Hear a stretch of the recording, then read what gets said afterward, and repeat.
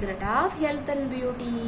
இன்னைக்கு நம்ம சேனல்ல என்ன வீடியோ பார்க்க போறோம் அப்படின்னு பார்த்தீங்கன்னா, ஒரு வருஷம் ஆனாலும் நம்ம சமையல் அறையில் வச்சிருக்கக்கூடிய பொருட்கள், அரிசி மாவு இந்த மணிக்கு பொருட்களில் வண்டு, புழு, பூச்சி, எறும்பு இந்த மணிக்கு எதுவுமே வராமல் இருக்க நான் ஒரு சில டிப்ஸ் தான் சொல்லியிருக்கேன். அதை ஃபாலோ பண்ணிங்க அப்படின்னாலே கண்டிப்பாக நல்ல ரிசல்ட் கொடுக்கும். அது என்ன செய்யணும் அப்படிங்கிறத வீடியோவை ஸ்கிப் பண்ணாமல் பாருங்கள். அதுக்கு முன்னாடி நீங்கள் இப்போ தான் நம்ம சேனலை ஃபஸ்ட் டைம் பார்க்குறீங்க அப்படின்னா நம்ம சேனலுக்கு கீழே இருக்கக்கூடிய சப்ஸ்கிரைப் பட்டன் அமைக்கி சப்ஸ்கிரைப் பண்ணுங்கள். பக்கத்தில் இருக்கக்கூடிய பெல் பட்டனை டச் பண்ணுங்கள். நீங்கள் பெல் பட்டன் டச் பண்ணுங்க அப்படின்னா தான் நம்ம சேனலில் போடுற புத்தம்புது வீடியோக்கள் உங்களுக்கு நோட்டிஃபிகேஷனில் வந்து சேரும். வாங்க ஃப்ரெண்ட்ஸ், நம்ம வீடியோக்குள்ளே போகலாம். இன்னைக்கு நம்ம என்ன டாபிக் பார்க்க போகிறோம் அப்படின்னு பார்த்தீங்கன்னா, ஒரு வருடம் ஆனாலும் நமக்கு வந்து பார்த்திங்கன்னா நம்ம வச்சுருக்கக்கூடிய அரிசி, பருப்பு இந்த மணிக்கு இருக்கக்கூடிய பொருட்களில் வண்டு, பூச்சி இந்த மணிக்கெல்லாம் வராமல் இருக்க நம்ம என்னெல்லாம் செய்யணும். இந்த மணிக்கு வந்து பார்த்திங்கன்னா வெயில் காலத்தில் இந்த பிரச்சனைகள்லாம் இருக்காது. ஆனால் வந்து பார்த்திங்கன்னா மழைக்காலங்கள், குளிர்காலங்களில் கண்டிப்பாக இந்த பிரச்சனைகள் இருக்கும். சின்ன சின்ன வண்டு, சின்ன சின்னதாக பூச்சி, எறும்பு இந்த மணிக்கு வந்து பார்த்திங்கன்னா நம்ம ஏதாவது ஒரு பொருள், அரிசியாக இருக்கட்டும், தானியங்கள் எந்த பொருள் வச்சுருந்தாலும் அதில் கண்டிப்பாக அந்த வண்டுலாம் வர ஆரம்பிக்கும். அப்படி நம்ம வீட்டில் அரைத்து வைத்திருக்கக்கூடிய மாவு, அரிசி, பருப்பு இதெல்லாம் இருக்கக்கூடியதான். இப்போ மாவாக இருக்கட்டும், அரிசி பருப்பாக இருக்கட்டும், இதுலேயும் வரதான் செய்யும். கண்டிப்பாக நீங்கள் அதை வந்து தடுக்கணும். ஏன்னா நம்ம வந்து பார்த்திங்கன்னா அப்படியே வச்சுட்டோம் அப்படின்னா நம்ம சாப்பிடவே முடியாது. அந்த வண்டு, பூச்சி, புழுவோடு நம்ம எப்படி சாப்பிட்றது? அது மட்டும் இல்லாமல் நமக்கு வந்து பார்த்திங்கன்னா ரொம்பவே அன்ஈஸியாக இருக்குது. எத்தனை தடவை அதை உட்காந்து நம்ம வந்து படைச்சி எடுக்கிறது, வெயிலில் காய வைக்கிறது, இந்த மணிக்கெல்லாம் செஞ்சுக்கிட்டே இருக்க முடியும். அதுக்காண்டி நீங்கள் இந்த இதை ஃபாலோ பண்ணிங்க அப்படின்னாலே உங்களுக்கு வந்து கண்டிப்பாக இந்த பிரச்சனையிலேருந்து நிரந்தர தீர்வு ஆகணும். உளுந்தம்பருப்பு வாங்கியவுடன் அதை வந்து பார்த்திங்கன்னா நல்லா நம்ம வந்து பார்த்திங்கன்னா அரைச்சோ இல்லாட்டி தட்டியோ எடுத்துக்குவோம். அதை வந்து நம்ம என்ன செய்யலாம் பார்த்திங்கன்னா ஒரு டப்பாவில் வச்சோம் அப்படின்னா வண்டு கண்டிப்பாக வரும். அப்படி தான் செய்யும். வண்டு வந்து கண்டிப்பாக வரதான் செய்யும். அதை வந்து பார்த்திங்கன்னா நம்ம என்ன செய்யலாம் அப்படின்னா மாவு மணிக்கு நல்லா அரைச்சி நம்ம வந்து டப்பாவில் போட்டு வைக்கணும். ஏன்னா வண்டுக்கு வந்து பார்த்திங்கன்னா வண்டு வர்றதுக்காக உளுந்தம்பருப்புக்கெலாம் அந்த பருப்பு முழுசாக இருந்தால் தான் வரும். மாவை அரைச்சி வச்சுட்டோம் அப்படின்னா கண்டிப்பாக வராது. அடுத்து வந்து பார்த்திங்கன்னா நம்ம அரிசி சிறிதளவு உப்புத்தூள் கலந்து நம்ம நல்லா உலர்த்தி ஒரு டப்பாவில் போட்டு வச்சோம் அப்படின்னா வண்டு, பூச்சிகள் வராது. ஆனால் நம்ம சாப்பாட்டில் சேர்க்கறதுல அலையினா கொஞ்சமாக தான் போடப்படுங்க. இப்போ அரிசி வாங்கிட்டு வந்தீங்கன்னா கொஞ்சமாக உப்பு போட்டு ஒரு 10 நிமிஷம் வெயிலில் வச்சுட்டு அதுக்கப்புறமா நீங்கள் எல்லாம் எடுத்து வச்சுக்கோங்க. கண்டிப்பாக வண்டு, பூச்சிலாம் வரவே வராது.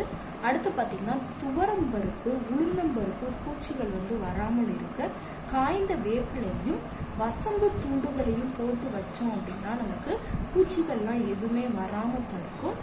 அடுத்து வந்து பார்த்திங்கன்னா உப்பு போடாதவங்க, அரிசியில் உப்பு போட்டு வைக்கல அப்படின்னா மிளகாய் வத்தல் சிலவற்றை போட்டு வச்சோம் அப்படின்னா கண்டிப்பாக வண்டு, பூச்சி, எறும்பு இந்த மாதிரிக்கு எதுவுமே பிடிக்காது.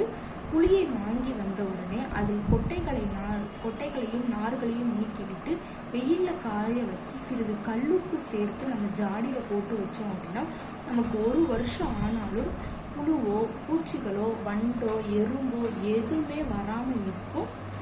அடுத்து வந்து பார்த்திங்கன்னா நம்ம தானியங்கள்லாம் வாங்கிட்டு வந்து வைப்போம். தானியங்களுக்கெல்லாம் வந்து பார்த்திங்கன்னா கண்டிப்பாக அந்த வண்டு வந்து வரும் அப்படின்னே சொல்லலாம். அதை வாங்கிட்டு வந்தோடனே நம்ம ஒரு டப்பாவில் போட்டு வச்சுட்டு கொஞ்சோண்டு உப்பு உள்ளே கிண்டி விடனாலும் மேலாப்பில் வச்சுருங்க. அந்த உப்போட ஸ்மெல்லுக்கே இந்த இது வந்து வரவே வராது. அடுத்து வந்து பார்த்திங்கன்னா சர்க்கரை மற்றும் இனிப்பு வகைகளுக்கு வந்து எறும்பு வந்து வராமல் இருக்க நம்ம கிராம்பு வந்து போட்டு வைக்கணும். இப்போ சர்க்கரையாக இருக்கட்டும், இனிப்பு பொருள், சீனி, அடுத்து வந்து பார்த்திங்கன்னா ஏதோ ஒரு இனிப்பு பொருள், இப்போ ஸ்வீட்டாகவே இருக்குது அப்படின்னா நீங்கள் வாங்கிட்டு வந்து வச்சுருக்கீங்க, 2 நாள் கழிச்சு தான் நம்ம யூஸ் பண்ண போகிறோம் அந்த ஸ்வீட்டை அப்படின்னா நம்ம கொஞ்சமாக கிராம்பு அந்த டப்பாக்குள்ளேயோ இல்லாட்டி பாக்ஸ்குள்ளேயோ போட்டு வச்சோம் அப்படின்னா கண்டிப்பாக அந்த பூச்சிகள்லாம் வரவே வராது. அரைச்சி வச்சிருக்கக்கூடிய மாவு, அரிசி மாவாக இருக்கட்டும், உளுந்து மாவாக இருக்கட்டும், இந்த மணிக்கு இதில் வண்டு, பூச்சிலாம் வராமல் இருக்க சிறு துணியில் உப்பை வைத்து கட்டி மாவுக்குள்ளே நம்ம போடணும். இது கூட நல்ல ஐடியா தான். நம்ம வந்து பார்த்திங்கன்னா அரிசிக்குள்ளேயே இந்த மெத்தடை வந்து நம்ம ஃபாலோ பண்ணலாம். உப்பு சேர்க்க விருப்பப்படாதவங்க ஒரு துணியிலனாலும் கெட்டி அந்த அரிசிக்குள்ளேயோ இல்லை நம்ம அரைச்சி வச்சுக்கக்கூடிய மாவுக்குள்ளேயோ நம்ம போட்டுடலாம். கண்டிப்பாக அந்த வண்டு, பூச்சிலாம் வராமல் இருக்கும். எந்த பொருளாக இருந்தாலும் அப்படியே வச்சோம் அப்படின்னா கண்டிப்பாக பூச்சிலாம் வரதான் செய்யும். அவ்வப்பொழுது வந்து பார்த்திங்கன்னா நம்ம சூரிய ஒளியில் வச்சு எடுத்துகிட்டு இருந்தோம் அப்படின்னா கண்டிப்பாக இந்த பிரச்சனைகள் வந்து ஏற்படாது. அப்படி ஏற்படுது அப்படின்னா நான் சொன்ன இந்த டிப்ஸை வந்து நீங்கள் ஃபாலோ பண்ணீங்க அப்படின்னா நல்ல ரிசல்ட் கொடுக்கும்.